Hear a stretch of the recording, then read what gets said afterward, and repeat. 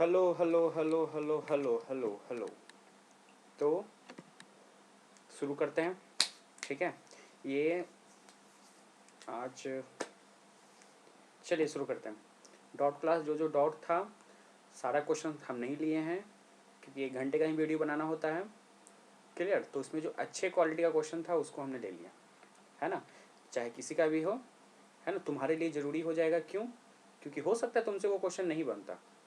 Clear. तो देखने के बाद तो कम से कम इतना तो होगा ना कि इस टाइप का क्वेश्चन बन जाएगा, है ना। क्योंकि कहा जाता है ना, एक स्टूडेंट का डाउट जो है ज़रूरी नहीं है कि बस उसी का हो। क्लियर। उसके जैसे और भी स्टूडेंट जो हैं उन सब से वो नहीं बनता है। तो यहाँ से देखने के बाद तुमको वो बन जाएगा। क्लियर है। तो सबसे पहले एक छोटा सा डाउट, ये वाला कैसे होगा भाई, ज़रा देख। तो ये क्वेश्चन बड़ा ही अच्छा क्वेश्चन, जिसको फंस गए थे कि कैसे होगा, तो फिर से देख लेते हैं और क्या, है ना। ज़्यादा समय नहीं लगेगा। जिसको आ गया होगा स्किप कर सकते हैं, जिसको नहीं समझ में आया फिर से वो देख सकते हैं, ठीक है। तो आपसे यहाँ पे स्प्रिंग फोर्स पूछ रहा है। यहाँ पे क्या पूछ रहा है? स्प्रिंग बैलेंस है कि मतलब टेंशन पूछ रहा है।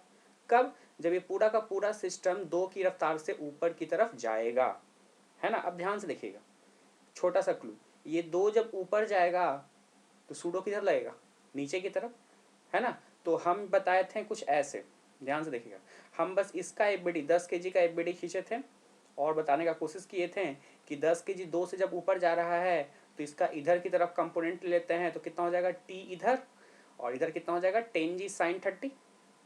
टी इधर और 10g sin 30 नीचे की ओर, I= मास इंटू ये 2 का कंपोनेंट इधर 2 cos 60, है ना। सॉल्व करेंगे तो कितना आ जाता है? 60। पर कुछ लोगों का सवाल था कि सर ये 2 ऊपर क्यों? हम सूडो की ओर नीचे लगा देते हैं। सूडो किधर लगाते हैं? नीचे की तरफ लगाते हैं, क्योंकि पूरा का पूरा लिफ्ट किधर जा रहा है? ऊपर की तरफ ना। तो सूडो कहाँ लगाते हैं? नीचे की तरफ। तो देखो, नीचे की तरफ भी लगाएंगे ना तब भी सवाल बन जाएगा, ठीक है। चलो तुम्हारे लिए डिटेल में करके लाए हैं, ध्यान से देखिएगा। इनिशियली अगर हम बात करते हैं तो इनिशियली जब ये वाला सिस्टम था ना, हाँ, तो इनिशियली जब बात करते हैं तो मान लेते कोई एक्सलेरेशन वेक्शन नहीं है, ऊपर नीचे नहीं जा रहा है, बस सिंपली रुका हुआ है। तब देखो तो क्या है, जरा ध्यान से। इस 5 पे वजन किधर लगेगा? नीचे की ओर 5g। 5g मतलब 50, याद रखिएगा आगे यूज होगा। ये 10 का कंपोनेंट इधर कितना बचेगा? 10g sin 30। ये एंगल कितना है? 30 ना। तो कितना होगा? 10g sin 30। sin 30 कितना होता है? 1/2। ये 2 और 5 कट जाएगा ना, 2 और 10, 5 बचेगा, मतलब 5g। तो इधर भी 5g और इधर भी 5g। तो कहने का मतलब ये चल नहीं ना पाएगा।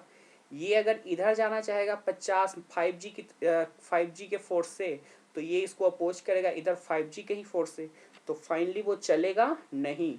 तो एक्सलेरेशन कितना होगा? 0। एक्सलेरेशन कितना होगा? 0। तो जब एक्सलेरेशन 0 होगा तो कहीं भी टेंशन निकाल लो, इस पूरे स्ट्रिंग में कहीं भी टेंशन निकाल लो तो इक्वल होगा ना। जैसे यहाँ पे टेंशन निकालते हैं तो नीचे वजन के बराबर होगा 5g, होगा ना। अब अगर यहाँ पे टेंशन निकालते हैं तो वो पीछे के वजन के बराबर होगा 5g। फिर से यहाँ पे जब टेंशन निकालेंगे तो पीछे के वजन के बराबर होगा, मतलब 5g। और यहाँ पे टेंशन जब निकालेंगे तो पीछे के वजन के बराबर होगा, मतलब कितना? 5g। खैर, ये इनिशियल कंडीशन था। बाद में क्या हुआ? ये पूरा का पूरा फ्रेम ऊपर की तरफ जा रहा है, कितना एक्सेलरेशन से? 2 की एक्सेलरेशन से। कितने की एक्सेलरेशन से? 2 की एक्सेलरेशन से।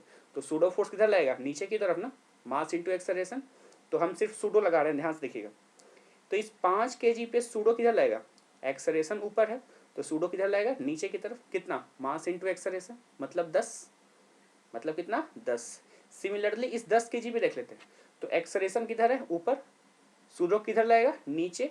कितना? Mass into acceleration. मास कितना है? 10 और एक्सेलरेशन कितना है? 2, मतलब 20 लगेगा। फिर से 10 kg को एक्सेलरेशन ऊपर की तरफ दे रहे हैं तो सूडो किधर लगेगा? मास इंटू एक्सेलरेशन नीचे। और जब इसका इधर की तरफ कंपोनेंट तोड़ेंगे तो फिर से कितना हो जाएगा? 20 sin 30। कितना?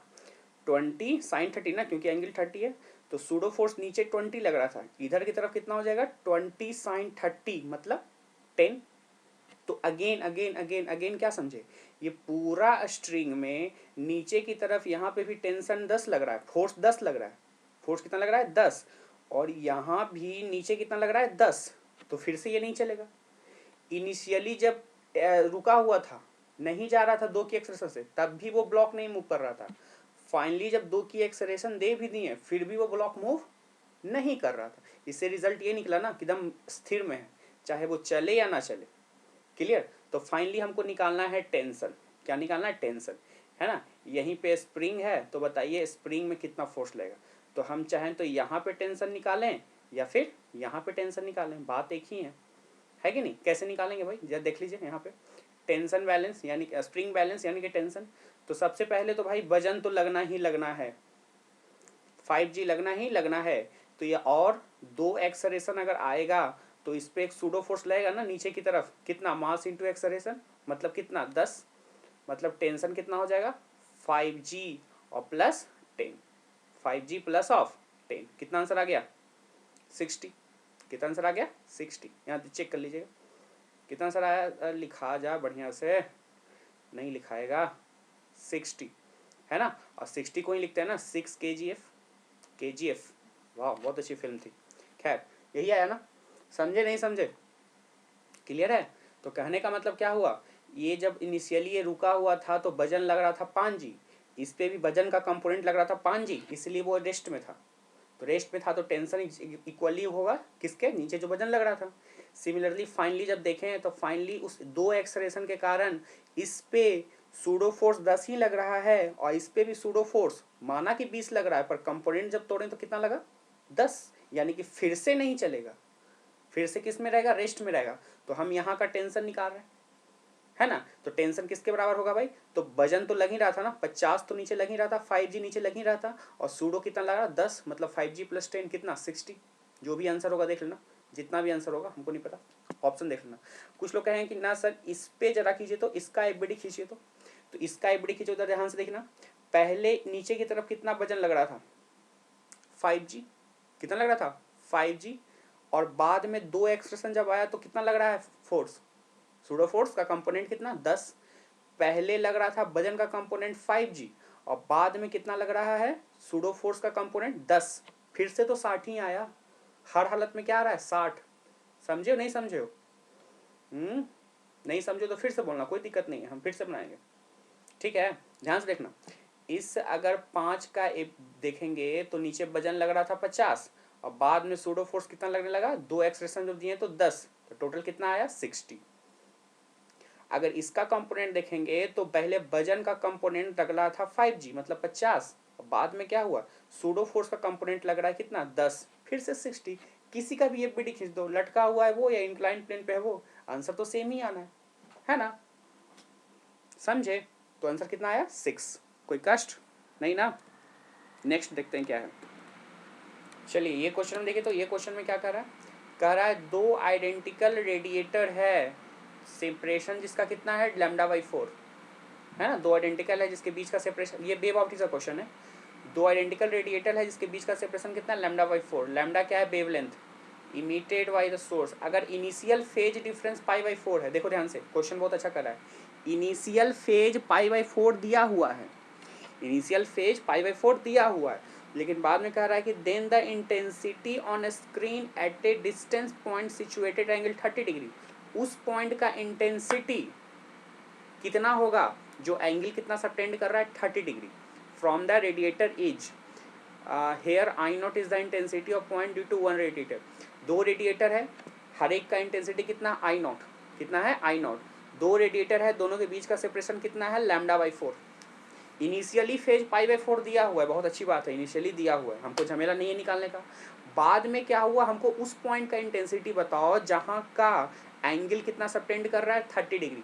तो एंगल से फेज बाद का नहीं निकाल सकते हैं, हाँ देखो जरा कैसे बनेगा, ये नहीं बनेगा।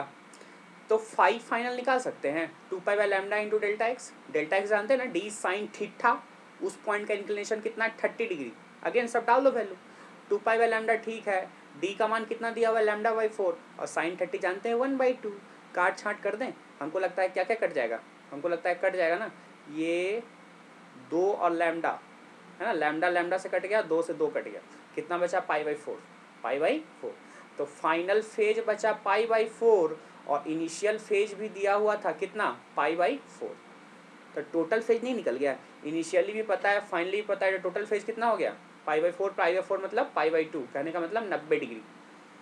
कितना डिग्री, 90 डिग्री। तो क्या इंटेंसिटी नहीं निकाल सकते? इंटेंसिटी का कौन सा formula, 4I0 cos square 5/2। Phi का मान कितना है, 90 डिग्री। पुट कर दो आंसर, कितना आ गया 4I0, फाई का मान 90 डिग्री, तो 5/2 कितना हो गया 45 डिग्री। cos 45 कितना होता है 1/√2 ना, उसका होल स्क्वायर, कितना आ गया 2I0। जो आंसर आएगा टिक मार दो। कोई कष्ट नहीं ना, कोई दिक्कत? नेक्स्ट क्वेश्चन की तरफ बढ़ते हैं। ये सवाल देखिएगा एम्स 2008 का, ठीक है। क्या दिया हुआ है, वीडियो पॉज करके क्वेश्चन बना सकते हो, जरूरी नहीं है कि मेरे साथ ही लगे रहो, पूरा वीडियो देख लेंगे तो हाँ चलो समझ गए हैं, बाद में बन जाएगा आराम से, कोई दिक्कत ऐसे नहीं होता है ना। अगर तुमको लगता है कि तुमसे बन सकता है तो डू इट, है ना। पूरे लेक्चर्स में हम वैसा क्वेश्चन नहीं लेंगे कि जो जनरली बन जाता है, ठीक है। वही क्वेश्चन ले रहे हैं जो कईयों से नहीं बना है, अच्छे अच्छे क्वेश्चंस जो नहीं बने हैं वो यहाँ पे डिस्कस कर रहे हैं, ठीक है। वीडियो सोल्यूशन में क्या होता है कि अच्छे से समझ में आता है, ऐसे लिखा हुआ लिख के सेंड कर दिए, कर तो देते ही है ना, बना के सेंड कर दिए, तो वो समझ में आया नहीं आया वो तो राम भरोसे है। क्योंकि अगर लिखा हुआ समझ में आ ही जाता तब तो टेस्ट के पीछे भी सॉल्यूशन दिया रहता है, कोई किताब के पीछे भी सॉल्यूशन रहता ही है। इसीलिए वीडियो लेक्चर का ज़रूरत पड़ता है, या इसीलिए तो टीचर का ज़रूरत पड़ता है ना, कि ये चीज़ नहीं समझ में आया सर बता दीजिए। किताब का लिखा हुआ समझ में ही आ जाता तो वाह, सब बच्चा यूपीएससी निकाल लेता, हम भी निकाल लेते, और भी कोई निकाल लेते, सबको यूपीएससी निकाल लेता। लेकिन होता नहीं ऐसा, किताब का लिखा हुआ सबको समझ में नहीं आता है। ये क्वेश्चन देखते हैं, एक कार जो है रेस्ट से चला, बाद में एक्सलरेट किया अल्फा से, वाह वाह वाह, रेस्ट से चला, अल्फा से एक्सलरेट किया डी डिस्टेंस तक, बाद में कांस्टेंट स्पीड टी समय तक, और बाद में डिसलरेट किया अल्फा/2 पे, बाद में रुक गया। मतलब 3 सेगमेंट हुए ना, पहला सेगमेंट में अल्फा से चला, दूसरा सेगमेंट में कांस्टेंट स्पीड कर दिया टी समय तक, और बाद में डिसलरेट किया अल्फा/2 से, और बाद में रुक गया, है ना। अगर टोटल डिस्टेंस ट्रेवल किया 15d, कितना डी 15d, तो बताइए तो relation D alpha T, alpha समझ रहे हो, पहले चला अल्फा एक्सेलरेशन, फिर कांस्टेंट स्पीड टी समय तक, यही टी है वहीं तक टी समय है, और बाद में फिर अल्फा/2 से डिसलरेट किया। टोटल डिस्टेंस कितना है 15d। कैसे बनेगा, तो 3 सेगमेंट है, 3 सेगमेंट लगा दो, है ना। कैसे लगाएंगे भाई जरा देख लेते हैं ध्यान से, क्या करेंगे देखो ध्यान से। पहला सेगमेंट में क्या है, ये चला डी डिस्टेंस अल्फा एक्सेलरेशन से, बाद में मान लेते हैं s1 डिस्टेंस चला, कितना है कांस्टेंट स्पीड से, एक्सेलरेशन 0, और बाद में मान लेते हैं s2 डिस्टेंस चला, डिसलरेट किया कितना से, -अल्फा/2, यही कहानी है ना। तो कहने का मतलब टोटल डिस्टेंस यहाँ से यहाँ तक का कितना है 15d, मतलब d + s1 + s2 = 15d, वही यहाँ पे लिखें, d + s1 + s2 = 15d। इसी को सॉल्व करेंगे आंसर आ जाएगा। देखते हैं कैसे कैसे लिखेंगे। तो ये वाला तो डिस्टेंस दिया हुआ है, इसमें कोई झमेला नहीं है, कोई झमेला नहीं है, कोई दिक्कत नहीं। ये वाला का बात करते हैं, ये वाला का क्या है ना, कांस्टेंट स्पीड है, तो हम इक्वेशन क्या लगा सकते हैं, a = ut + ½ पर स्पीड कांस्टेंट, एक्सेलरेशन खत्म, तो सिर्फ क्या लगाएंगे a = ut, प्लस ½ ए तो खत्म है, तो सिर्फ क्या लगाएंगे s1 = ut। अब u कैसे निकालेंगे, तो ध्यान से देखो, u क्या है, u हमको लगता है यहाँ का इनिशियल स्पीड होता है ना, तो यहाँ का इनिशियल स्पीड निकाल सकते हो। कैसे लगाएंगे भाई, तो ये सेगमेंट में ये सेगमेंट डी डिस्टेंस, क्यों, क्योंकि ये डी देखो यहाँ इस सेगमेंट में क्या क्या दिया हुआ है, एक्सेलरेशन दिया हुआ है, डिस्टेंस दिया हुआ है, और इनिशियल स्पीड भी दिया हुआ है ना, कि इनिशियली कहाँ से शुरू हुआ था 0 से, तो यहाँ का स्पीड नहीं निकाल सकते v। कौन सा फॉर्मूला लगाते हैं, ये v पता है, u पता है, एक्सेलरेशन पता है, डिस्टेंस पता है, क्या लगाते हैं v² = u² plus 2as। u क्या है 0, v निकल जाएगा, कितना निकलेगा 2, एक्सेलरेशन कितना है अल्फा, और डिस्टेंस कितना है d, तो v कितना आ गया 2 अल्फा इंटू डी। देखो ध्यान से, ये भी आया इस सेगमेंट का फाइनल स्पीड, पर इस सेगमेंट का तो इनिशियल स्पीड है ना, तो यहाँ का इनिशियल स्पीड कितना आ गया 2 alpha into D, 2 alpha into D. Clear है, नहीं क्लियर है, बस क्लियर है तो आगे बढ़ते हैं, ठीक है। ध्यान से देखिए, ध्यान से देखना, ये पूरा सेगमेंट में, पूरा का पूरा सेगमेंट में वेलोसिटी कांस्टेंट है, तो यहाँ का जो वेलोसिटी हम ये निकाल चुके 2 अल्फा डी का रूट है ना, ये पूरा का पूरा वही होगा ना। खैर आगे बढ़ते हैं, इसमें भी जरूरत पड़ेगा। ये डिस्टेंस चला मान लेते हैं h2 और डिसरेट किया, बाद में क्या आ गया रेस्ट में, बाद में क्या आ गया रेस्ट में। यहाँ का स्पीड निकाल सकते हैं, यहाँ का हो जाएगा इनिशियल स्पीड कहलाएगा ना। ध्यान से देखिएगा, इनिशियल स्पीड को यू मान लेते हैं, हम भी इस सेगमेंट में बना रहे हैं h2 वाला डिस्टेंस में, है ना। और फाइनल स्पीड कितना है 0 और डिसरेशन कितना है माइनस अल्फा बाई 2। क्या इसमें भी हम यूज कर सकते हैं v square equal to u square plus 2as। भी कितना हो गया, फाइनल तो 0 है, इनिशियल कितना है यू स्क्वायर 2 और एक्सलेरेशन कितना है माइनस अल्फा बाई 2। क्यों, क्योंकि ये डिसरेट किया है, क्या किया है डिसरेट। और डिस्टेंस कितना ट्रेवल किया है s2, कितना ट्रेवल किया s2। क्या लगता है यहाँ से u निकल जाएगा, u कितना आ गया root under alpha into s2, root under alpha into s2। अब थोड़ा थोड़ा थोड़ा थोड़ा थोड़ा थोड़ा दिमाग में लगाना है, क्वेश्चन बन जाएगा। क्या लगाना है दिमाग में, ध्यान से देखिएगा, दिमाग में यही लगाना है कि इस सेगमेंट का हमने u निकाल दिया, कितना ये निकाल दिया ना, पर ये पूरा सेगमेंट में स्पीड क्या था कांस्टेंट, मतलब जो स्पीड यहाँ था वही स्पीड यहाँ होने वाला है। और यहाँ पे हमने स्पीड क्या निकाला है ये 2 अल्फा डी, तो कहने का मतलब ये दोनों का दोनों स्पीड क्या होगा सेम होगा कि नहीं होगा, क्योंकि पूरे सेगमेंट में स्पीड क्या है कांस्टेंट। तो यही पुट कर देंगे, v का मान कितना पुट कर देंगे 2 अल्फा डी, यहाँ पे इसको सॉल्व करो 2 alpha d is equal to alpha root s1 s2, इसको सॉल्व करो तो s2 कितना आ गया 2d, कितना आ गया 2d। कहने का मतलब हम पूरा सॉल्व नहीं कर रहे हैं, पूरा सॉल्व तो तुम ही को करना पड़ेगा ताकि अच्छे से क्लियरिटी हो, नहीं तो क्वेश्चन बनाने का तो हम बना दिए लिखो, पर इसका यूज हमारे कुछ नहीं है, मेरे यूज नहीं आने वाला, तुम्हारे यूज में तभी आएगा और यूज तभी कर पाओगे जब इसको बना पाओगे खुद से। क्लियर, तो ध्यान से देखिएगा क्या क्या हो गया, ये डिस्टेंस d, यहाँ का स्पीड निकाल लिए और इस सेगमेंट का यूज करके यहाँ का स्पीड निकाल दिए। अब इस पूरे सेगमेंट में स्पीड कांस्टेंट था तो दोनों स्पीड को सेम कर दिए, तो हमारा ये डिस्टेंस निकल गया, कितना निकला 2 इंटू डी। तो अगेन देखो, ये डिस्टेंस है d, ये डिस्टेंस है s1, s1 को क्या लिख सकते हैं u इंटू टी, और ये डिस्टेंस क्या है s2, s2 को क्या लिख सकते हैं ये 2 इंटू डी। बस इसी को यहाँ पुट करो, क्या d हो जाएगा, s1 को क्या लिख सकते हो u इंटू टी, s2 को क्या लिख सकते हो 2d is equal to 15d, है ना। मतलब कितना आ गया ut is equal to 12d। u का मान क्या डालेंगे, तो u का मान ये रहा, इतना बड़ा लंबा चौड़ा क्या ला, क्या है के लिए लाए ना 2 अल्फा डी, ये अल्फा है f गलती से लिखा गया था, ठीक है 2 अल्फा डी और t is equal to 12d, इसको सॉल्व कर दो आंसर आ जाएगा। ठीक है, तो कोई लंबा चौड़ा क्वेश्चन नहीं था, लेकिन एम्स का क्वेश्चन था तो इसलिए, है ना, मतलब इक्वेशन ऑफ मोशन इतना बार लगाना था इसलिए हमने इसको बनाया और कुछ नहीं। क्लियर, तो डी का मान कितना आ गया 1/17 alpha T square, 1/17 alpha T square. कोई कष्ट नहीं ना, इसको वीडियो को पॉज करो, इसको अच्छे से क्लियर करो, ठीक है, फिर आगे बढ़ना, कोई दिक्कत। चलिए इस क्वेश्चन को देखते हैं, ये क्वेश्चन में क्या दिया हुआ है, क्या दिया हुआ है, एक टेबल जो है नाच रहा है 10 रिवॉल्यूशन से, स्पीड दिया हुआ है ना रिवॉल्यूशन पर सेकंड, अच्छा रिवॉल्यूशन रेडियन नहीं दिया, रिवॉल्यूशन 2 से मल्टीप्लाई करना पड़ेगा।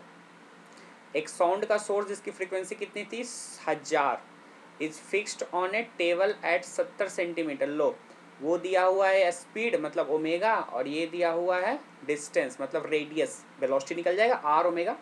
तो ये सोर्स का निकल गया, किसका निकला सोर्स का स्पीड, सोर्स का स्पीड कैसे निकला आर इंटू ओमेगा, आर कहने का मतलब कितना दिया होगा 70 सेंटीमीटर और ओमेगा कहने का मतलब 10 इंटू 2 पाई।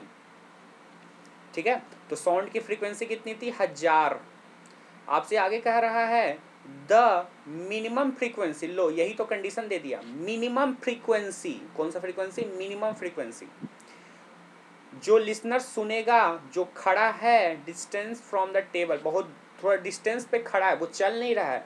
लिसनर मतलब ऑब्जर्वर जो है चल नहीं रहा है, वो क्या है, रुका हुआ है। तो बताइए मिनिमम फ्रीक्वेंसी कितना होगा, है ना। क्वेश्चन बनाना बहुत ही आसान। कैसे बनेगा भाई, ध्यान से देख लो, ध्यान से देखो, ध्यान से देखो, ध्यान से देखो। यही है, यही सोर्स नाच रहा है और ऑब्जर्वर यहाँ शांति से बैठा हुआ। एपरेंट फ्रीक्वेंसी निकाल, जानते हैं ना फॉर्मूला लगाना, apparent frequency equal to f into velocity minus observer, velocity of sound minus velocity of source. यही है ना। ऑब्जर्वर क्या है, आराम से बैठा हुआ है, लड्डू। ध्यान से देखिएगा, ये फ्रीक्वेंसी आपसे क्या पूछ रहा था, मिनिमम।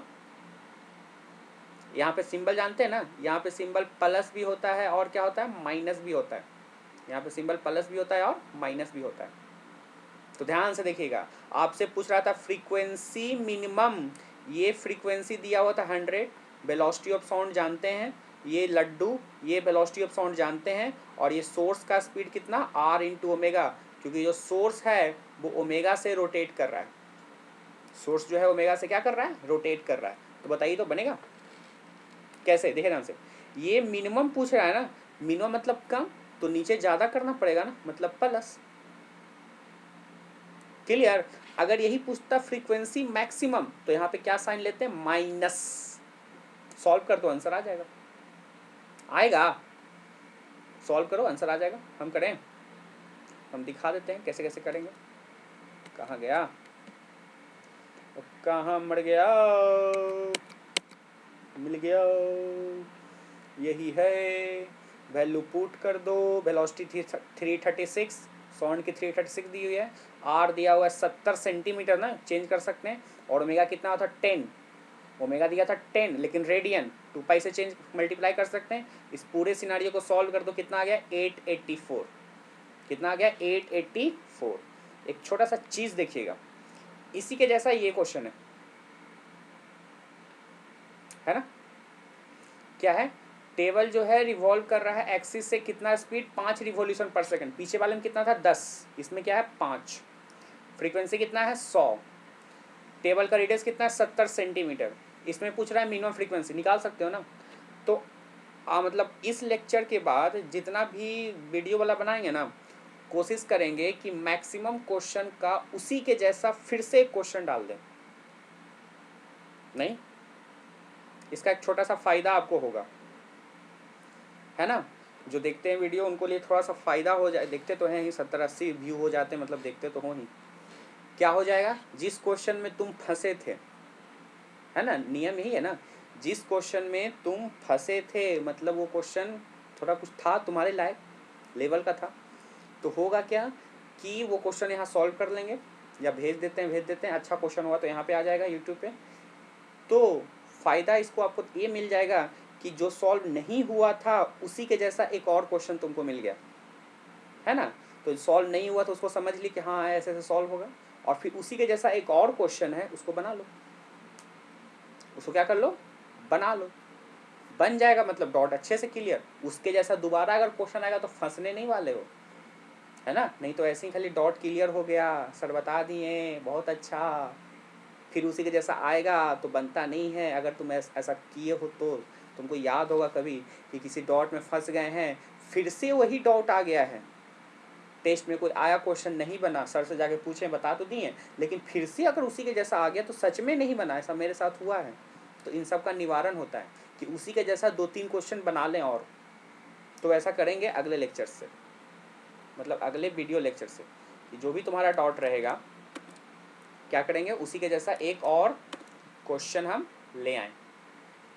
क्लियर, बस यही, और कुछ नहीं। देखते हैं, आगे बढ़ते हैं, आगे क्या दिया हुआ। हाँ, ये सवाल देखिएगा, ये सवाल क्या दिया हुआ है, ये सवाल आपकी जेईई मेन का सवाल है, ठीक है। क्या सवाल दिया हुआ है, और ये किसी अच्छे किताब में प्रूफ दिया हुआ था, वही क्वेश्चन जेईई मेन में रिपीट कर गया। क्या है, एक पार्टिकल का मास m है, ड्रॉप किया फ्रॉम हाइट h हाइट से नीचे गिरा दिया, सेम टाइम पे एक पार्टिकल को फेंका गया सेम मास का ऊपर की तरफ, कितना स्पीड, √2gh, कितना स्पीड, √2gh। अगर दोनों कोलाइड किया head on completely in elastic, याद है चिपक जाएगा, चिपक क्या भागेगा, हाँ। तो इलास्टिक को लीजिए, तो time taken for the combination of mass reach the ground, मतलब एक ऊपर से गिरा, एक नीचे से गया, किसी पॉइंट पे चिपक गया, किसी पॉइंट पे क्या हुआ, चिपक गया। तो चिपक जब गया तो फिर ग्राउंड तक आने में कितना समय लगा, वो समय जो है इस तरीके से दिया हुआ है, अंडर रूट एच वाई जी। तो इसके बगल में ऑल क्या मल्टीप्लाइड होगा ना, उसी का वैल्यू निकालना है। इसके बगल में और क्या मल्टीप्लाई होगा, उसी का क्या निकालना है, वैल्यू निकालना है। कैसे बनेगा भाई, देख लेते हैं। यही सवाल है, क्या है, एक ऊपर से ब्लॉक रेस्ट से गिर रहा है और नीचे से फेंक रहे हैं अंडर रूट 2GS से। मान लेते हैं ऊपर वाला यहाँ पे मीट किया, मान लेते हैं कि कहाँ पे मीट किया, एग्जैक्टली यहाँ पे, है ना। जब मीट किया तो मास कितना हो गया, 2 है। ध्यान से देखिएगा हुआ क्या। मान लेते हैं कि नीचे वाला डिस्टेंस ट्रेवल किया x, कितना डिस्टेंस ट्रेवल किया x, टोटल हाइट h था, तो ऊपर वाला कितना डिस्टेंस ट्रेवल किया होगा, h माइनस एक्स, ठीक है। और हमको यूज करना है बस यही क्वेश्चन। तो सबसे पहले एक चीज बताओ, क्या तुम टाइम निकाल सकते हो कितना समय बाद कोलाइड किया होगा, कितना समय बाद कोलाइड किया होगा, ये बता सकते हो। तो वो निकालने के लिए सबसे अच्छा चीज़ है, पता है क्या, रिलेटिव वेलोसिटी, उससे इजीली बन जाता है। क्या लगा देंगे, S relative you relative half a relative t square, ठीक है। देखो निकाले लगाए हैं, क्या लगा दिए, ये जानते हो ना equation, v equal to u plus a t. पर रिलेटिव वेलोसिटी में क्या इक्वेशन हो जाएगा, v relative equal to u relative plus a relative into t. Similarly यहाँ पे तो ए रिलेटिव जीरो होने वाला है ना, क्यों, क्योंकि ऊपर से जो गिर रहा है उसका भी जी एक्सेलरेशन, नीचे से जो ऊपर जा रहा है उसका भी जी एक्सेलरेशन, सब ग्रेविटी की तरफ ना। तो ए रिलेटिव कितना होता है, हमेशा जीरो।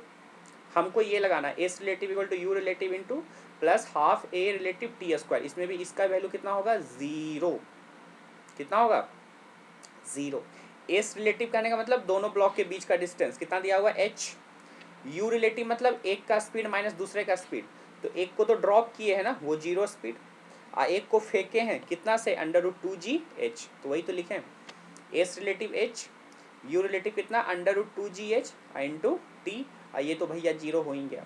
क्या यहाँ से टी निकल गया, कितना निकला, एच बटा रूट 2G, एच बटा रूट 2G। ध्यान से रखिएगा थोड़ा थोड़ा थोड़ा, कि ये टी जो निकला है ये वो समय है जब दोनों कोलाइड किया, दोनों क्या किया, कोलाइड किया। और ये भी क्वेश्चन आया हुआ है बहुत सारे एग्जामिनेशन में, कितना समय बाद कोलाइड करता है, h by root under h by 2G का whole root, H by 2G का होल रूट, इतना समय बाद दोनों क्या किया होगा, कोलाइड किया होगा। और कोलाइड किया होगा तो वही चलेगा, और वही पूछ रहा है जब कोलाइड किया तो कितना समय लगेगा पूरे को नीचे आने में, है ना।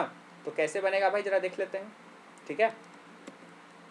देखिए कैसे बनेगा, है ना। तो एक और नया इंपॉर्टेंट क्वेश्चन कर रहे हैं, इसी में क्वेश्चन एक और कर रहे हैं। क्या लगाना है, एस रिलेटिव वाला formula, you relative plus half relative into half g t square. अब रिलेटिव नहीं लगाना है, रिलेटिव क्यों लगाए, हम टाइम निकालने के लिए, क्या निकालने के लिए, टाइम। अब सिंपल यूज करेंगे, s equal to u t plus half g t square, है ना। तो मान लेते हैं हम लगाते हैं ऊपर वाला ब्लॉक का, कौन से ब्लॉक का, ऊपर वाले ब्लॉक का, ठीक है। हमको अभी सिर्फ एक्स चाहिए, ध्यान देखिएगा, सिर्फ ऊपर वाला ब्लॉक का लगाते हैं। तो ऊपर वाला ब्लॉक कितना डिस्टेंस चला, एच माइनस एक्स, कितना स्पीड से, लड्डू, कितना एक्सलेरेशन से, जी, और कितना समय चला, एच बाई 2G का होल रूट, अभी अभी निकाले है ना, वही पुट कर दिए, क्या चीज, कितना डिस्टेंस चला तो एच माइनस एक्स, कितना स्पीड से चला तो लड्डू, और प्लस हाफ जी टी, कितना, एच बाई 2G का होल रूट का होल स्क्वायर, है ना। स्क्वायर से रूट तो खत्म हो जाएगा ना, जी जी मर जाएगा, एच एच देख, तो इसको सॉल्व कर दो, इसको सॉल्व करेंगे तो कितना आ जाएगा, एच माइनस एक्स, इधर कितना है हाफ जी, और ये एच बाई 2G। हमको लगता है कुछ कटे छटेगा क्या, तो एकदम कटेगा, ये जी से जी कट जाएगा, अब क्या बचा, h minus x is equal to h minus of 4। हमको लगता है यहाँ से एक्स निकल गया, एक्स कितना निकला, 3h/4। कहने का मतलब ये नीचे से 3h/4 डिस्टेंस पे मीट किया होगा, ये बहुत इंपॉर्टेंट रिजल्ट आया यहाँ पे। फिर से दो रिजल्ट आया, क्या क्या रिजल्ट आया, कितना यहाँ पे तो दोनों मिल के कोलाइड किया होगा ना, कितना समय बाद कोलाइड किया, सबसे पहला रिजल्ट तो h बटा 2G का होल रूट। ये बहुत इंपॉर्टेंट रिजल्ट है, तुम लोगों को याद होना चाहिए ये चीज़। ऊपर से रेस्ट से फेंका गया, नीचे से अंडर रूट 2G से फेंका गया, कितना समय बाद कोलाइड किया होगा, तो h बटा 2G का होल रूट। कितना डिस्टेंस पे कोलाइड किया होगा भाई, तो नीचे से 3h/4 पे कोलाइड किया होगा, और ऊपर से कितना, h/4 डिस्टेंस से। समझे नहीं समझे? ये दो इंपॉर्टेंट रिजल्ट है।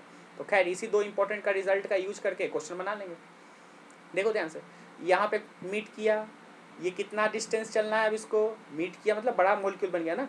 अब इसको कितना डिस्टेंस चलना है, तो नीचे x ना, x कितना निकाल के लाए हैं 3h/4, है ना। अब टाइम निकालना है ना, कितना समय लगेगा इसको नीचे आने में, निकाल लो। कैसे निकालेंगे भाई, ध्यान से देखिएगा। तो लिखा हुआ है कंबाइन मास ट्रेवल x डिस्टेंस, मान लेते हैं x डिस्टेंस, तो यही लगाते हैं x = UT + ½ GT²। x कितना डिस्टेंस चलना है, अब 3h/4, कोलाइड करने के बाद कितना डिस्टेंस चलेगा 3h/4, u खत्म, ½ GT², t निकाल दो, कितना आ गया, ये हमको लगता है कट जाएगा ना, 3/2 हो जाएगा, 3/2 यानी कि √3/2 h/g, √3/2 h/g। क्लियर नहीं क्लियर? तो अगेन आपको बताते हैं, इस क्वेश्चन में 3 इंपॉर्टेंट रिजल्ट निकला। पहला इंपॉर्टेंट रिजल्ट क्या, ऊपर से रेस्ट से, नीचे से √2gh से।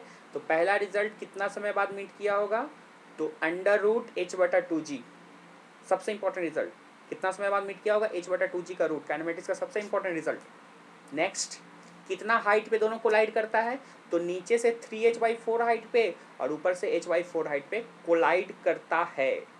और अगेन कोलाइड करने के बाद कितना समय लगता है नीचे आने में, तो यहीं पे हम बस पुट करते हैं क्या चीज, 3/2 का रूट, 3/2 का रूट। तो इसमें कितने इंपॉर्टेंट रिजल्ट हैं आपके, टोटल 3, कितने, टोटल 3। क्लियर? हम लोग आगे बढ़ते हैं, ये सवाल बन जाएगा। इस सवाल में क्या करा है, एक simple pendulum platform SHM x = 0 पे, जिसका एम्पलीट्यूड ये है और टाइम पीरियड t है। टाइम पीरियड का यूज ओमेगा निकालने में, ठीक है। तो स्पीड बताइए तो x = a/2 पे, तो स्पीड का फॉर्मूला याद है, ओमेगा × a² - x², यही फॉर्मूला होता है ना, ओमेगा × a² - x²। ओमेगा करने का मतलब 2π टाइम पीरियड, a एम्पलीट्यूड ही है और कितना डिस्टेंस बाद पूछ रहा है, तो a/2 है ना। अब इसको पुट कर दो, आंसर आ जाएगा। क्लियर? ये आंसर बहुत आसानी से बन जाएगा, बना लोगे, हम जानते हैं। ठीक है, आगे सवाल पूछते हैं। ऐसा सवाल नीट में 2 या 3 बार आया है, 3 बार।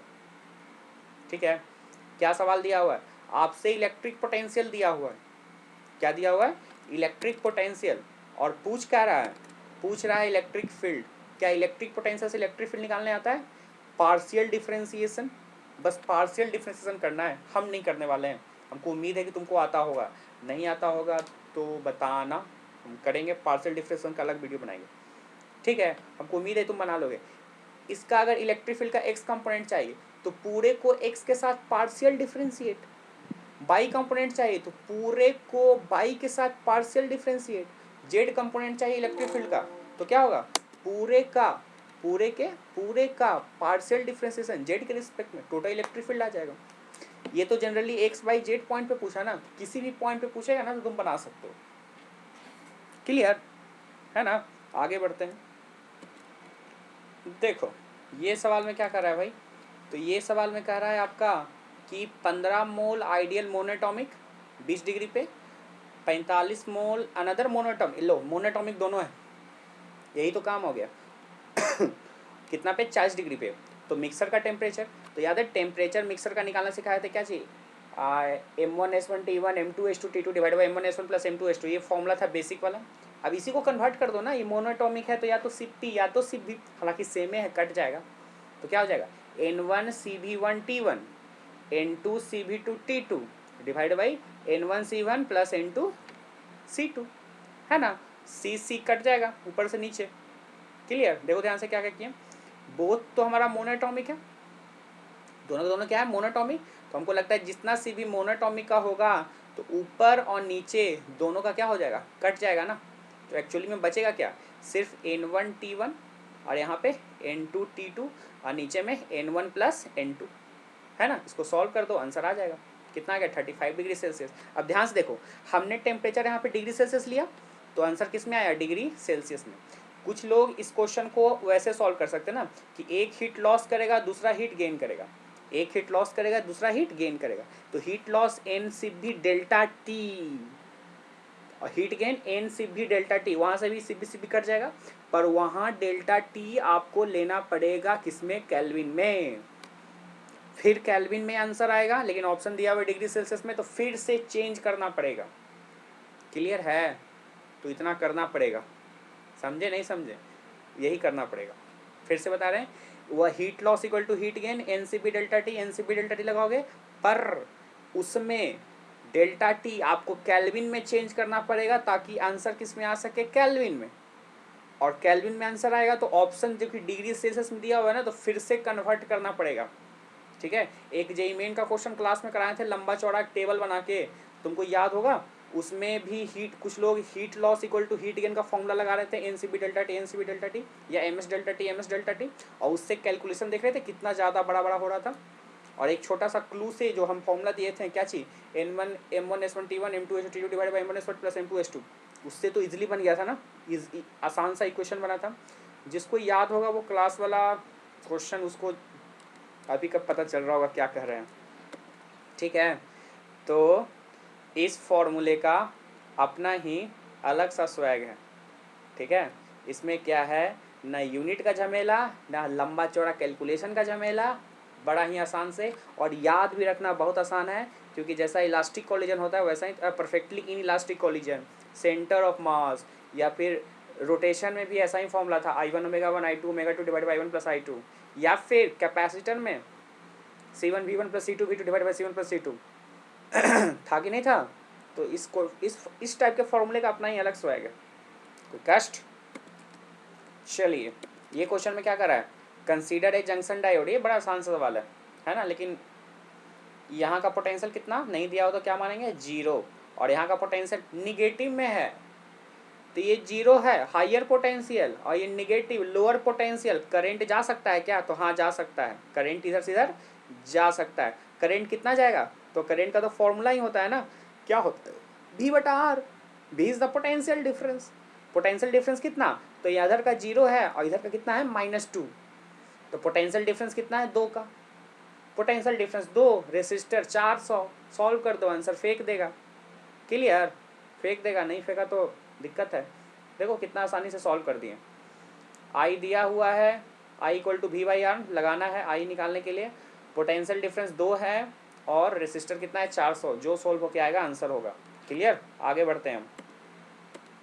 ये क्वेश्चन में क्या है भाई, ये क्वेश्चन में है कि दो एनुलर डिस्क, डिस्क समझते हो, एक गोला, गोला तो नहीं बना, क्या करें, मौस कुछ नहीं है ना, गोला बनना, गोला नहीं बना, खैर क्या कर सकते हैं, ना भी मौस है ना कुछ है, कुछ भी नहीं है, इसीलिए थोड़ा थोड़ा दिक्कत होता है। क्लियर? थोड़ा सा तो दिक्कत होगा ही, लॉकडाउन खुलेगा तो हम ले आएंगे खरीद के। देखो, दो एंड्रॉइड डिस्क जिसका इनर रेडियस r है, मतलब ये वाला रेडियस कितना दिया हुआ है, r, ये कितना दिया हुआ है r, और ये कितना दिया हुआ है 5r/4, अंदर वाला r दिया हुआ है ना, the ratio of force exerted by, मतलब अंदर वाले पे कितना फोर्स लगेगा भाई, अंदर वाला चूंकि पहले दिया हुआ था ना, तो उसको 1 मान लेंगे, और बाहर वाले पे कितना फोर्स लगेगा F2, उसको क्या मान लेंगे हम लोग, 2, तो वही निकालना है F1 और F2 का रेशियो, F1 और F2 का रेशियो। तो फिर से अंदर वाले का रेडियस सिंपली सा r दिया हुआ है, और बाहर वाले का रेडियस कितना दिया हुआ है 5r/4, कोई स्लिपिंग नहीं हो रहा है, बहुत अच्छा, with uniform angular speed, omega क्या है, कांस्टेंट। तो रेशियो ऑफ फोर्स कितना लगेगा, कैसे बनेगा भाई, ध्यान से देखिएगा, ध्यान से देखिएगा, ध्यान से देखिएगा। देखो बना दिए, क्या चीज़, क्या तुमको पता है सेंट्रीपिटल, इसमें जो लगेगा सेंट्रीपिटल फोर्स ही लगेगा ना, m ओमेगा स्क्वायर r। हम यही क्यों लगाएं, क्योंकि ओमेगा क्या है, कांस्टेंट, मास पूरे सिस्टम का क्या है, कांस्टेंट, तो फोर्स जो है सिर्फ और सिर्फ किस पे डिपेंड करेगा, रेडियस पे। तो F1/F2 कहने का मतलब R1/R2, R1 कहने का मतलब ये वाला डिस्टेंस ना R, और R2 कहने का मतलब ये वाला डिस्टेंस कितना 5r/4, सॉल्व कर दो। R1 कहने का मतलब R, और R2 कहने का मतलब 5r/4, R से R मार दो, मार दोगे कितना बचेगा 4/5, जो आंसर आएगा वही आंसर है आपका। कोई कष्ट नहीं ना, तो हम लोग आगे बढ़ते हैं। चलिए, ये क्वेश्चन में क्या कर रहा है, ये क्वेश्चन में कह रहा है कि एक S है और एक P है, बहुत अच्छा। S जो है वो स्प्रिंग के साथ कनेक्टेड है, अति उत्तम, याद रखना S स्प्रिंग के साथ कनेक्टेड है, और P किसके साथ कनेक्टेड है, घोड़ा, P क्लॉक के साथ कनेक्टेड है। किसके साथ कनेक्टेड है? क्लॉक, है ना। क्लॉक वही 2π√L/g।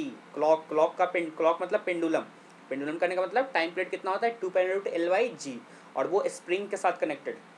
ठीक है, आगे सब समझते हैं।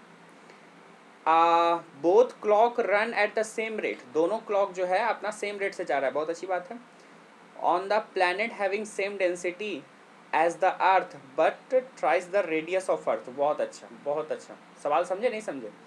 एस जो है वो पूरा का पूरा ऑक्सीलेट कर रहा है स्प्रिंग पे, अति उत्तम। और एंड ए क्लॉक पी जो है बेस्ड है पेंडुलम मोशन पे, मतलब टाइम पीरियड 2π√L/g, और वो स्प्रिंग करने का मतलब 2π√m/k। ठीक है, अब रेडियस क्या हो गया? तिगुना। तो रेडियस जब तिगुना हो गया तो क्या चेंज करता है भाई? एक स्प्रिंग वाले का टाइम पीरियड 2π√m/k, उसमें कुछ चेंज नहीं करेगा। और पेंडुलम वाले का टाइम पीरियड कितना? 2π√L/g, जी चेंज करेगा। क्या चेंज करेगा? जी। क्वेश्चन बन गया, है ना। ध्यान से देखो कैसे कैसे बनेगा। ठीक है, देखो देखो देखो देखो देखो देखो देखो देखो देखो देखो देखो क्या दिया हुआ है? एस तो भैया हमारा क्या है? एस हमारा क्या है? एस तो हमारा स्प्रिंग वाला सिस्टम है ना, टाइम पीरियड 2π√m/k, और ये किसी चीज़ पे डिपेंड नहीं करता है। लेकिन पी किसका है? पी हमारा है पेंडुलम वाला, तो उसका टाइम पीरियड क्या होता है? 2π√L/g, L/g। जी के डिपेंड करता है ना, जी के इन्वर्सली। और क्या हम जानते हैं जी जो होता है रेडियस के डायरेक्टली होता है। जी जो होता है किसके डायरेक्टली होता है? रेडियस के डायरेक्टली होता है। क्लियर? जी किसके डायरेक्टली होता है? रेडियस के। टाइम पीरियड पता चल गया जी के इन्वर्सली है, और जी जो है रेडियस के डायरेक्टली है। एक्चुअली में टाइम पीरियड रेडियस के क्या हो गया? इन्वर्सली हो गया ना। कहने का मतलब बस रिलेशन निकालना है। एस जो है किसी चीज़ पे डिपेंड कर नहीं रहा, तो उसका टाइम पीरियड कोई चेंज होने वाला नहीं है। पर पी जो है वो जी के इन्वर्सली डिपेंड करता है ना। और जी जो है रेडियस के डायरेक्टली। यहाँ पे रेडियस को तिगुना कर रहे हैं, तो जी भी क्या हो जाएगा? 3 गुना। रेडियस को तिगुना, जी भी 3 गुना, तो टाइम पीरियड चूंकि इन्वर्सली है ना तो घट जाएगा ना। समझे नहीं समझे? एस का टाइम पीरियड कोई चेंज नहीं होने वाला। पी का समझते हैं। पी जो है आपका टाइम पीरियड जी के इन्वर्सली है। जी के क्या है? इन्वर्सली। रेडियस हम 3 गुना कर रहे हैं, तो जी भी कितना गुना हो जाएगा? 3 गुना हो जाएगा। और टाइम पीरियड क्या होगा? 3 गुना से घट जाएगा ना। तो ओवरऑल क्या रिजल्ट निकला? पी का टाइम पीरियड घट गया और एस का टाइम पीरियड क्या हो गया? बढ़ गया। कोई दिक्कत और तो कुछ है नहीं, है ना। आगे बढ़ते हैं।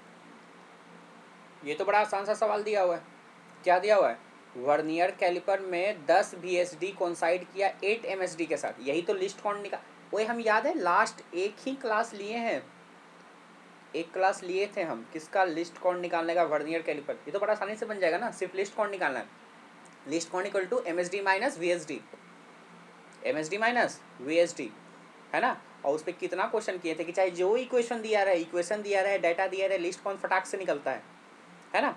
चूंकि दिया हुआ है 10 VSD is equal to 8 MSD। List count का फॉर्मूला क्या होता है? MSD minus VSD। VSD का वैल्यू यहाँ से पुट कर दें। VSD का वैल्यू यहाँ से कितना हो जाएगा? 8/10 MSD, वही तो पुट किए 8/10 MSD। इसको सॉल्व कर दें, ये 0.8 हो गया ना। 1 माइनस 0.8 कितना आ गया? 0.2 MSD। और MSD की वैल्यू कितनी दी है? 1 mm, मतलब लिस्ट काउंट कितना आ गया? 0.2 mm। समझ में आया नहीं आया? क्या किए? ज़्यादा कुछ तो नहीं किए।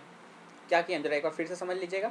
आपसे पूछ रहा है लिस्ट काउंट। लिस्ट काउंट क्या होता है? MSD minus VSD। VSD का वैल्यू हम लोग यहाँ से यहाँ पुट किए। ठीक है, कितना? VSD का वैल्यू यहाँ से क्या लगता है कितना होगा? 8 MSD/10, वही यहाँ पे पुट किए। इसको सॉल्व करें तो कितना आ गया? 0.2 MSD।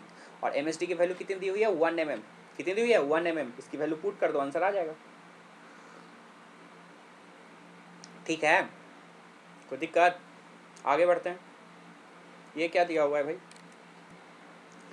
देखिएगा ये सवाल क्या दिया हुआ भाई। ये सवाल हमारा दिया हुआ है कि एक पार्टिकल को प्रोजेक्ट किया गया हॉरिजेंटली कितना? 40/√3।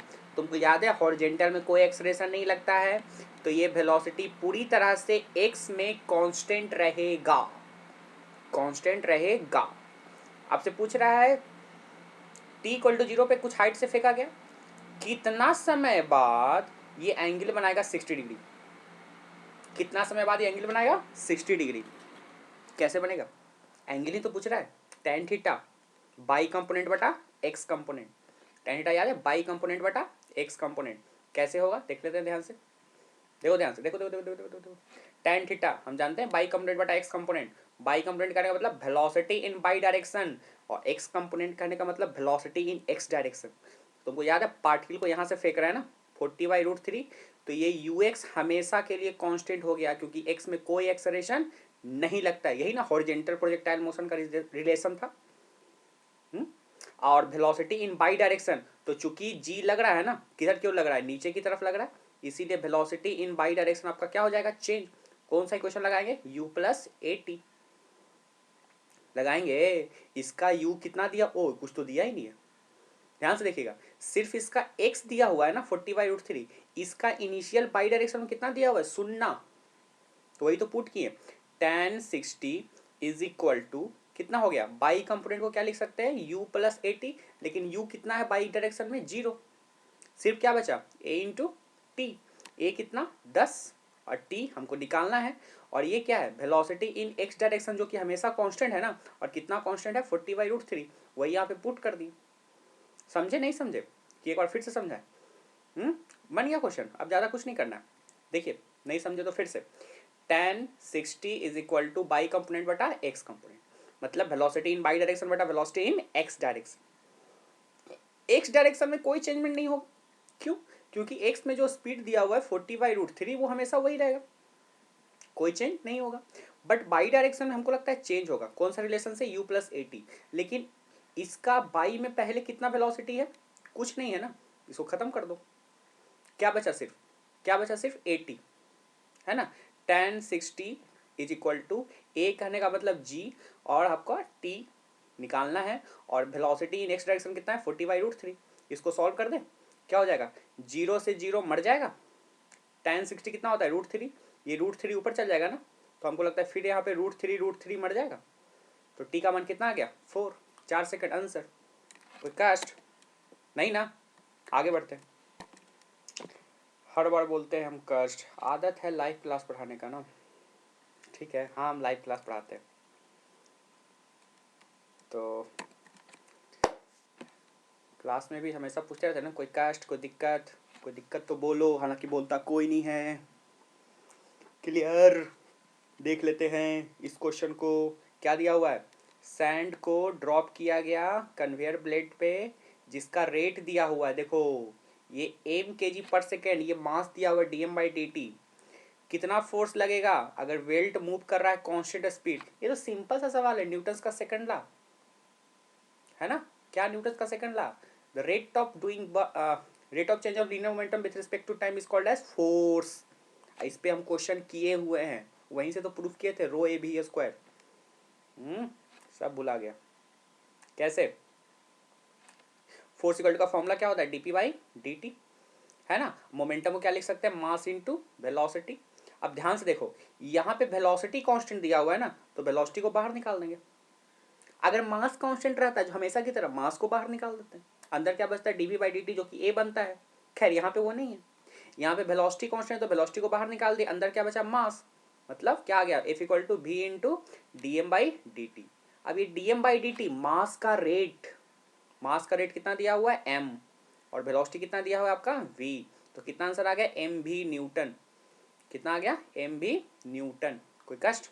अब ध्यान से देखो, तुमको दिक्कत क्या हुआ होगा, तुमको दिक्कत हुआ होगा ऑप्शंस पढ़ने में, ठीक है। देखो ध्यान से, ऑप्शंस पढ़ने में दिक्कत हुआ होगा। देखो ये देखो सवाल दिया हुआ है ना, ये एम भी एन दिया हुआ है, एन क्या है, एन न्यूटन है, एन क्या है न्यूटन। कौन सा आंसर हो गया, सी, एन स्टैंड फॉर न्यूटन।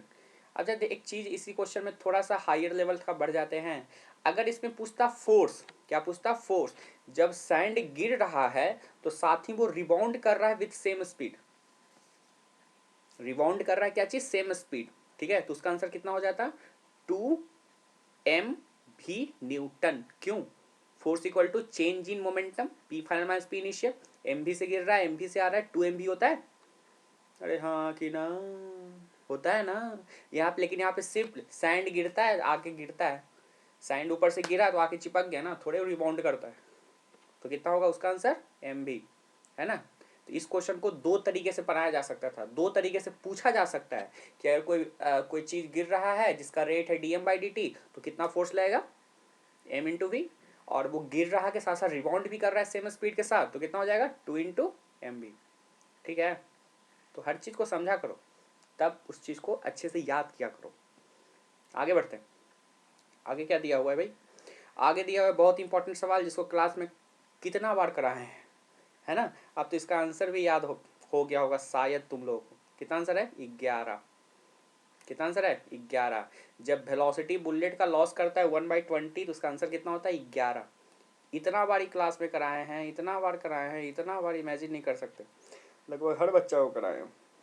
क्या दिया हुआ है, एक बुलेट लॉस किया 1/20 of velocity passing through a plank, assuming plank exert a constant retarding force, force constant मतलब acceleration constant, equation of motion हम यूज कर सकते हैं।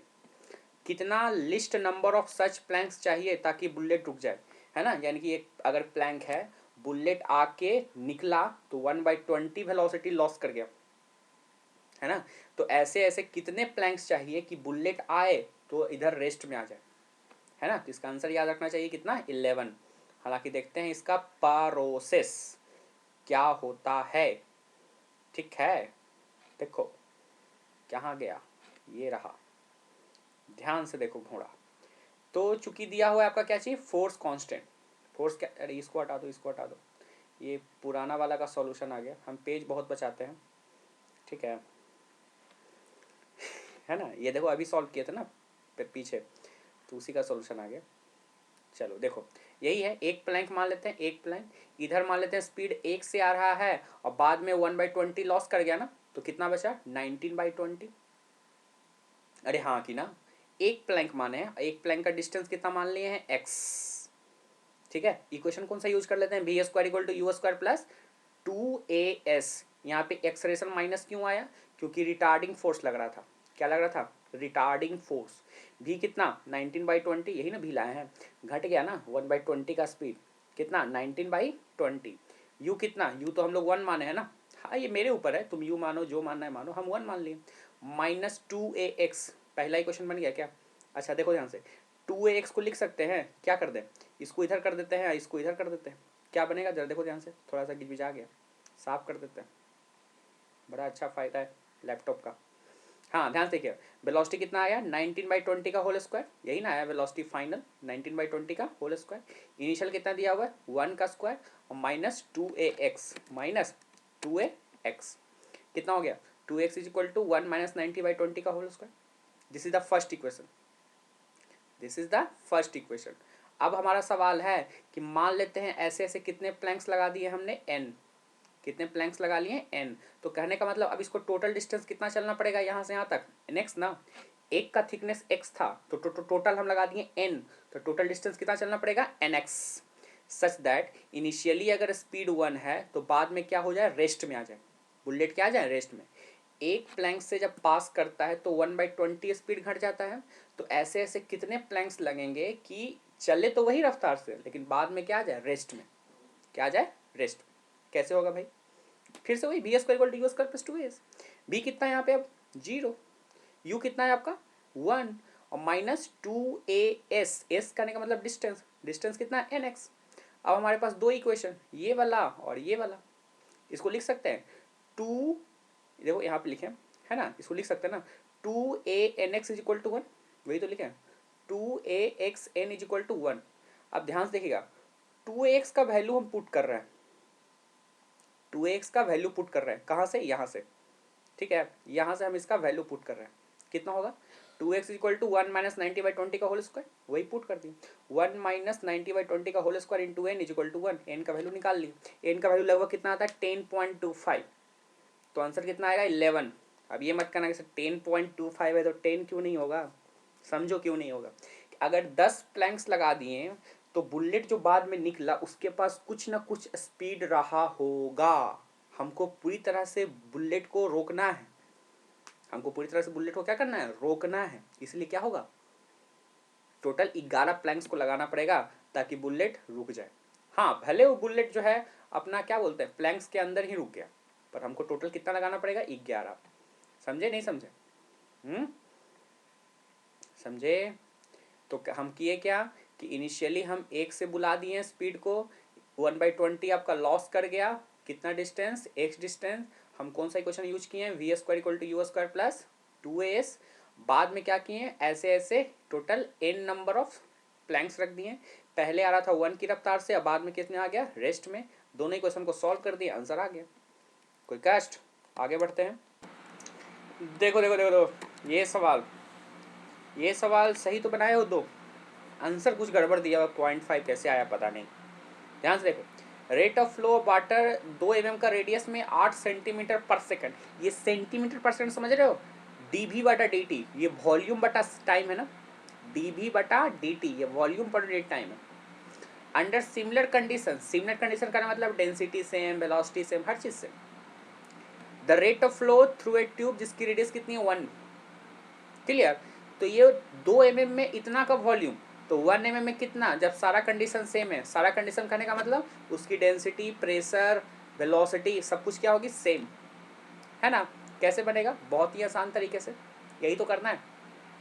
क्या हम लोग जानते हैं dv/dt मतलब इसको क्या लिख सकते हैं, एरिया इंटू वेलोसिटी। वेलोसिटी क्या है हमारा, कांस्टेंट है ना। तो देखो ध्यान से, 8 जब इसकी dv/dt थी, कितना एरिया में, 2 mm का रेडियस में ना, मतलब pi into r square. Velocity कितनी, v। हमको dv/dt निकालना है कितना रेडियस में, 1 के रेडियस में ना, तो कितना का एरिया, पाई इंटू 1 का स्क्वायर। और वेलोसिटी क्या है, कांस्टेंट, कट जाएगा, पाई से पाई भी क्या हो जाएगा, कट जाएगा। dv/dt नहीं निकाल सकते, दो तो बनाए हो, सही बनाए, कोई दिक्कत नहीं है, ठीक है। हाँ 0.5 जब था तो मेरा दिमाग खन का ये 0.5 क्यों है, तो थोड़ा हम भी सर्च किए किताब में, इंटरनेट पे, तो हर जगह 2 ही आया है। हर जगह कहाँ है, कितना है, 2 ही है, ठीक है। आगे बढ़ते हैं। हाँ तो आगे ये वाला क्वेश्चन कर चुके थे, ठीक है। तो फिलहाल के लिए कोई क्वेश्चन नहीं, बाकी होगा नेक्स्ट के लेक्चर्स में, ठीक है। तब तक के लिए इतना ही, बनाते जाइए, पढ़ते चलिए, है ना। और अगर पेन टैब आ गया, माइक्रोफोन आ गया, तब तो आप लोगों का नीट के पहले बहुत ही इंपॉर्टेंट टॉपिक का शॉर्ट वीडियो बना सकते हैं, जैसे लॉजिक गेट हो गया, बहुत सारा चीज़ हो जाता है ना, इसका यूज बहुत होता है। खैर, लेकिन बिना पेन टैब के कुछ नहीं होने वाला, इसलिए बिना उसके सपने नहीं देखना चाहिए। हम तो देख रहे हैं तो रो रहे हैं, ठीक है। तो लॉकडाउन में पढ़ते चले जाओ, क्योंकि और कोई उपाय नहीं है। क्वेश्चन बनाते जाओ, पूछते जाओ, है ना। जो मिले, नानी का, मौसी का, दादी का, जो मिले सबसे, सबका यूज करते जाओ। पीयूष सर मिले, मुकेश सर मिले, जो मिले सबको, है ना। क्योंकि सबसे पहला प्रायोरिटी, हम हमेशा बोलते हैं ना, दुनिया जाए बाहर में, सबसे पहला प्रायोरिटी अपना रिजल्ट, अपना रिजल्ट। कोई दिक्कत, बाल हम खुद बनाए, लाइटिंग भी कम है, क्या, ठीक है। सब चीज़ जाए अलग, है ना। अभी घर में हो तो मम्मी पापा से डेली डांट सुनते होगे, 2 बार 3 बार 4 बार, हम भी सुनते हैं। लेकिन अब तो ठीक है, हम डांट सुन सकते हैं, लेकिन तुम्हारा क्या है कि सबसे पहले अभी अपना रिजल्ट, बाकी दुनिया जाए बाहर में, सबसे पहले अपना रिजल्ट। कोई दिक्कत नहीं ना, गुड। ऐसे ही पढ़ा करो, बंद करते हैं।